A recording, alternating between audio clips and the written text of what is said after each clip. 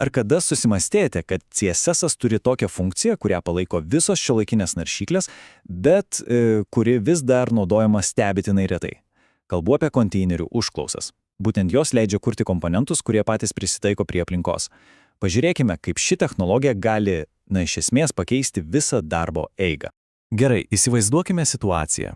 Turime vieną vienintelį komponentą ir jį reikia patalpinti 3 visiškai skirtingose vietose. Plačioje pagrindinėje turinio dalyje, tada siauroje šoninėje juostoje ir galiausiai kažkokiame mažame stulpelyje. Kaip padaryti, kad jis visur atrodytų gerai, nekeičiant nė vienos HTML kodo eilutės? Atsakymas žinoma slypi CSS. Štai, pažiūrėkite, kaip tai atrodo gyvai.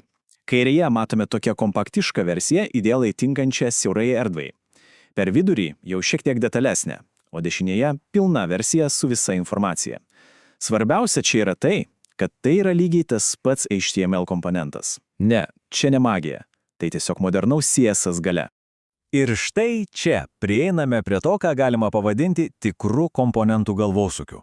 Kaip sukurti tokius elementus, kurie reaguotų ne į viso puslapio plotį, o į savo pačių aplinką.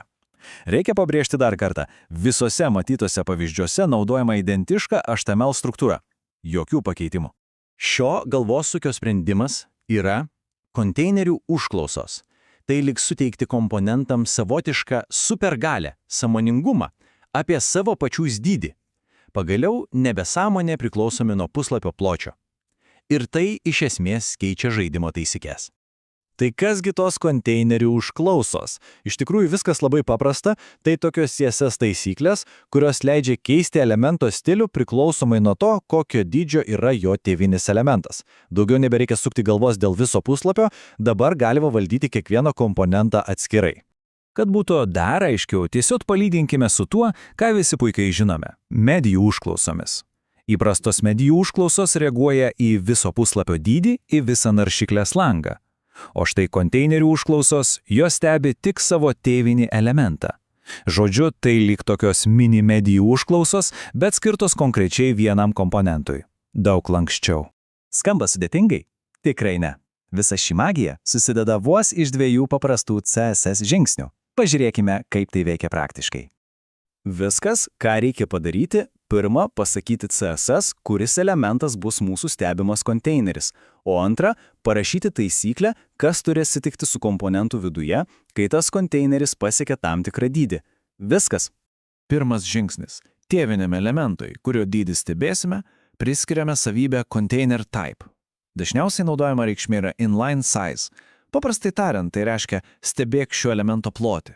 Ir štai, ši viena eilutė bet kurį elementą paverčia stebimu konteineriu. Antras žingsnis atrodo labai pažįstamai, ar ne? Naudojame add-container taisyklę, kuri veikia beveik identiškai kaip add-media. Čia tiesiog sakome, kai mano stebimo konteinerio plotis pasieks bent 500 pikselių, pritaikyk stilius, kurie yra šiuose skliausteliuose. Paprasta. Gerai, teoriją lyg ir išsiaiškiname. O dabar sujunkime viską į vieną paveikslą ir pažiūrėkime, kaip šis kodas atgyja ekrane. Pradėkime nuo pradinės būsenos. Mažiausioje, siauriausioje komponento versijoje produkto aprašymas yra tiesiog paslėptas su display none. Taip sutaupėme vietos ir rodome tik pačią svarbiausią informaciją. Kai tik konteineris pasiekia bent 300 pikselių plotį, įsijungia pirmoji mūsų užklausa. Pavyzdžiui, čia galėtume pakeisti elementų išdėstymą iš vertikalaus į horizontalų, kad vaizdas būtų šalia teksto, o ne virš jo. O štai kai pasiekiamas 500 pikselių plotas, įvyksta didysis pokytis. Štai ta viena esminė eilutė. Mes pakeičiame produkto aprašymo display savybę iš none į block. Ir paslėptas turinis staiga tampa matomas. Ir būtent čia atsiskleidžia visa esmė. Viena vienintelė kodo eilutė, kurią aktyvuoja konteinerio plotis, parodo papildomą turinį ir paverčia mūsų komponentą pilnavertę detalią versiją. Jokių sudėtingų scenarijų, jokių klasių keitimų, tik paprasta CSS taisyklė. Gerai, tai kodėl apie tai kalbame būtent dabar? Svarbiausias klausimas, ar ši technologija jau yra paruošta kasdieniam naudojimui ir kokią realią naudą ji duoda? Nauda, tiesą sakant, yra milžiniška. Pirma, gauname tikrą komponentų pernaudojimumą. Tas pats komponentas veiks bet kur. Antra, Kodas tampa daug švaresnis, nebereikia tų sudėtingų klasių pavadinimų kaip Card Scripture Sidebar ar panašiai. Trečia, visa tai veikia be jokio JavaScripto. Ir svarbiausia, ši technologija yra visiškai stabili ir paruošta gamybai.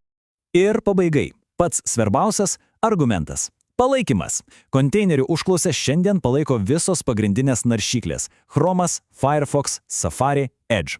Žodžiu, nebėra jokių techninių priežasčių jų nenaudoti savo projektuose jau dabar. Ir pabaigai, norisi palikti vieną klausimą apmąstymui. Kai komponentai nebėra suvaržyti viso puslapio dydžio, kai jie patys gali nuspręsti, kaip atrodyti, atsiveria visiškai naujos kūrybinės galimybės. Kokius lankščius ir išmanius sprendimus tai leis sukurti mums visiems ateityje.